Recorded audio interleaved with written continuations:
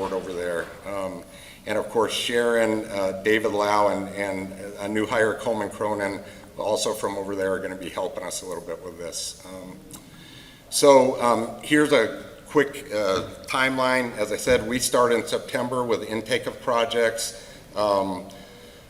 Our deadline for submittals is November, and then we go through about a month of our technical steering committee review before we send them over to Dry SI, and the new due date for this year is going to be January 15th to get those proposals over to them.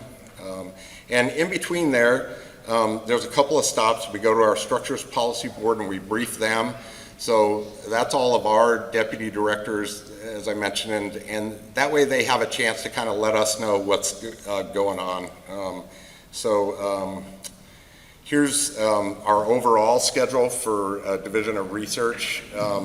And as I said, we'll start here in September, and then usually we're getting our approved research contract packages over to Dry SI in August, and the cycle just keeps starting. We get projects in, take them back, and then it just goes in a never-ending loop of bringing new projects every year, get them into contract execution throughout that year, and then usually 3 years of research and implementing the results.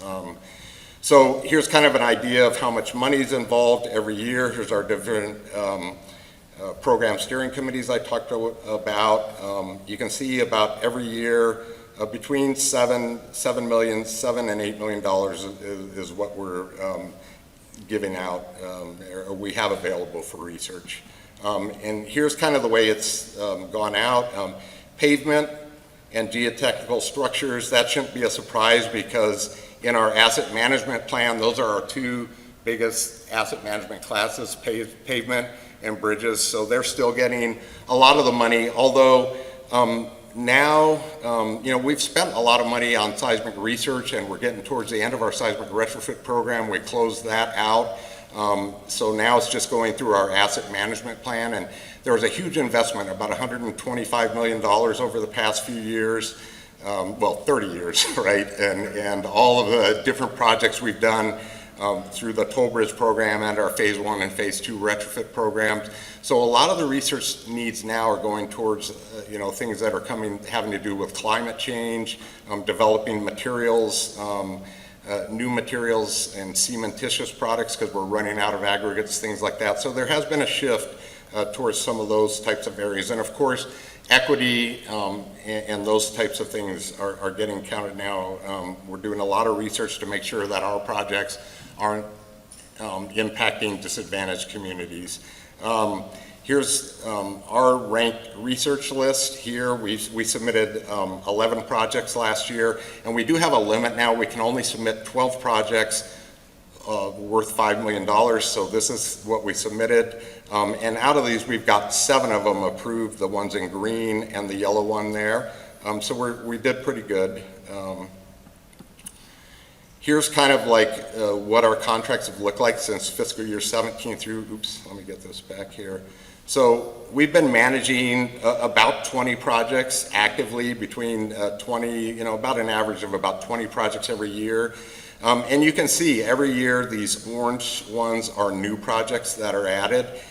That's starting to slide down a little bit. So that kind of says some of our money is going away from bridges and the geotechnical structures program and heading more towards some of the other programs. But you'll see here real quick, I'm going to get through this.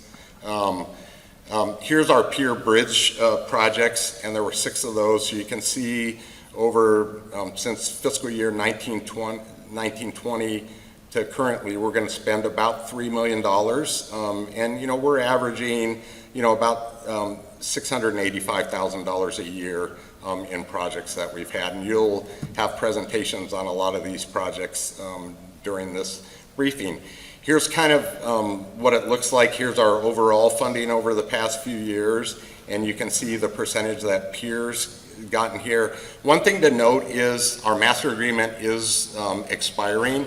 Sharon's working on a new one now. It should be for about the same amount, $3 to $4 million, 5 years. We hope to have that implemented by March of 2024. And one of the issues we had, one of the problems we had with not using up all of the $5 million that we had was that in our contract clause, we didn't have, we only had it for bridges. And so we had some contracting issues with anything that wasn't a bridge and the legal requirements for that. So we're going to solve that problem and learn from that, and hopefully we're going to be able to bring in more like culvert type stuff, underground buried structure, tunnel type stuff with the next phase over the next 5 years once we get that executed. And then, of course, everybody's always interested in how much seismic research are we still doing now that the program's winding down. And we still have a seismic retrofit priority list that has like over $100 million worth of work that needs to be done. So we're still doing a lot of research. And as you can see, we're still staying above 50% for the most part with seismic funding for projects. And then let's see. That's it. So. And we'll take questions at the end of the session. So.